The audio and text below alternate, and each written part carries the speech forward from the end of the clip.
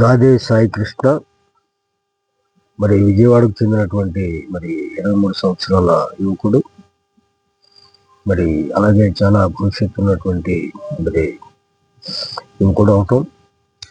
మరి అలాగే మే 9వ తారీఖున అతన్ని విచారణ పేరుతో కృష్ణలంక పోలీస్ స్టేషన్కి తీసుకెళ్ళినట్లుగా చెప్తా ఉన్నారు. అప్పటి నుంచి కూడా అతని ఆచూకీ తెలియట్లేదని చెప్తా ఉన్నారు. దాన్ని అనుసరించి హైకోర్టులో వేసినటువంటి హెబియస్ కార్పస్ పిటిషన్ అనుసరించి గౌరవ హైకోర్టు వారు జూన్ 29 లోపు గాదే సాయికృష్ణని హైకోర్టులో హాజరుపరచాలని ఆదేశించినట్లుగా చెప్తా ఉన్నారు.